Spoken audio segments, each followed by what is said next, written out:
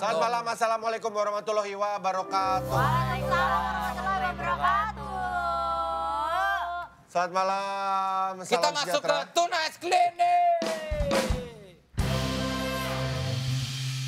Jadi kita awali Tonight Show ini dengan Tonight Klinik ya. Malam hari ini tamu-tamu kita sangat luar biasa sekali. Ada Fatih Unru, ada Jolin juga. Dan kita langsung masuk ke Tonight Klinik dengan tema mental health menarik. relationship. Dibuka awal segmen ada dokter, bukan dokter dong, psikolog Indah. Pernah ke sini? Iya waktu pas yang kemarin Nge-pause kita gitu. Tapi aku gak bawa remote hari ini. Enggak, makanya kita boleh ngobrol apa aja, guys. Tadi kan kita ngomongin mental health relationship. Nah itu sebenarnya tuh apa sih Kak? Sebenarnya kalau kita ngomongin masalah mental health relationship sih ada 3 biasanya kuncinya kalau dari hubungan yang sehat itu. Yang pertama terkait komunikasi.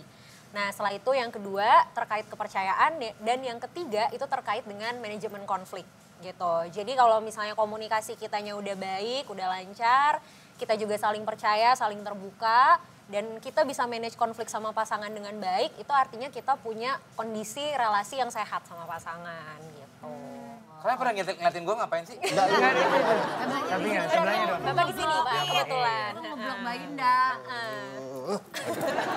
Oh iya, terima kasih loh. Oh, nggak kelihatan. Mungkin Jolin ada pertanyaan mungkin yang atau pengalaman. Mungkin Cie. tipe-tipe yang bucin banget gak sih Jolin nih kalau pacaran? Enggak sih. Enggak, berarti masih dalam tahapan normal ya, sehat itu Atau berarti pernah ya? ketemu pasangan yang bucin parah? Yang posesif gitu. Posesif. Itu termasuk ini enggak sih kalau yang posesif Mental. tuh? Iya ya, termasuk loh. Nah sebenarnya gini, kadang tuh kalau kita ngomongin masalah bucin dan posesif, itu tuh benar-benar personal sih sifatnya. Karena misalnya gini, kita kan lihat nih si A sama si B, kok bucin banget ya, kok kayaknya posesif banget.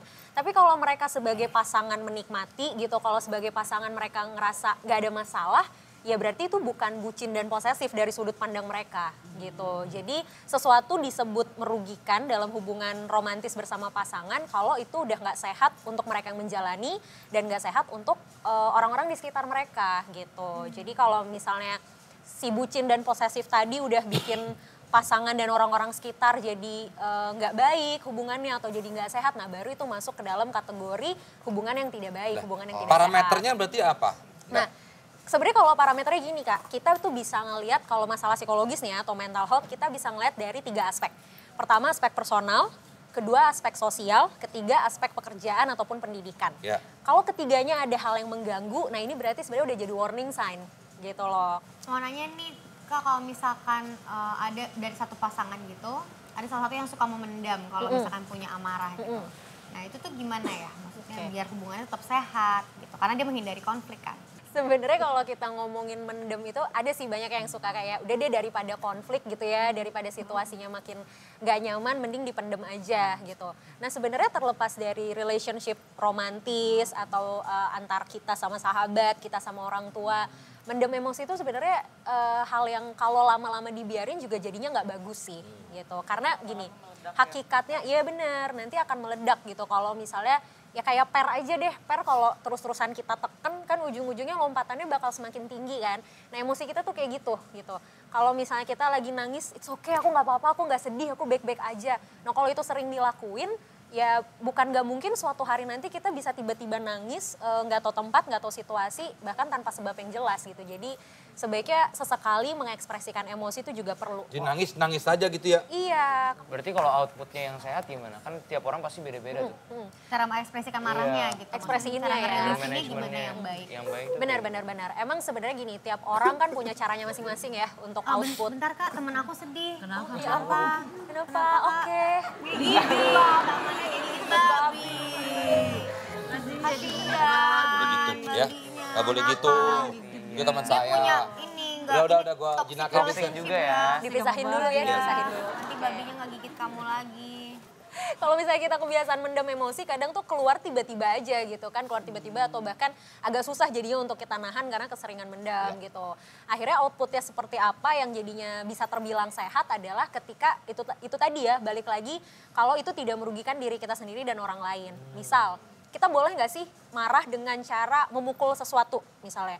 Boleh kalau kita memukulnya bukan benda yang keras misalnya, bukan benda yang melukai diri kita atau orang lain. Banyak yang berpikir melampiaskan emosi itu adalah caranya gitu loh. Jadi memukul tadi bukan apa yang dipukulnya sebenarnya, tapi gimana energi kita keluar lewat si pukulan gitu. Obsesif itu maksudnya gimana gitu dalam sebuah relationship? Sebenarnya kalau secara definisi secara harafiahnya ya, obsesi itu kan udah sesuatu yang mengarah ke negatif ya gitu. Jadi memang gini, meskipun kita sedang berpasangan sama seseorang gitu ya dalam suatu hubungan, balik lagi kita kan tetap individu yang punya batasan gitu. Kita punya personal space-nya kita nih. Ada loh waktu dimana kita nih sebagai individu butuh momen untuk sendiri. Nggak semua hal harus kita share ke orang lain termasuk pasangan. Jadi kalau misalnya kita punya pasangan yang sangat-sangat obsesi, pengen tahu semua hal tentang kita, semua tuh kayak harus dilaporin ke pasangan, itu sebenarnya udah mengarah ke hubungan yang tidak sehat sih. Gitu. Jadi harus ada batasannya juga, harus tahu keterlibatan kita tuh sejauh mana, dan harus tahu kapan ya kita bisa ngasih momen gitu atau timing buat pasangan kita sendiri dulu gitu loh. Terakhir dok. Yes. Dok. Udah. Ya. Halo. Enggak, ini Desta ngapain begini? Jadi miring banget kayak kita. Nah, pengen nanya, ini terakhir.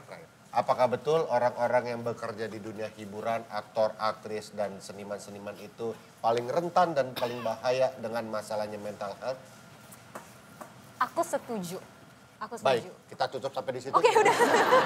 Terima kasih buat Yuda sekali lagi. Thank you. Nanti kita masih akan ngobrol bersama Fatih dan juga Jolin, tetap itu nice.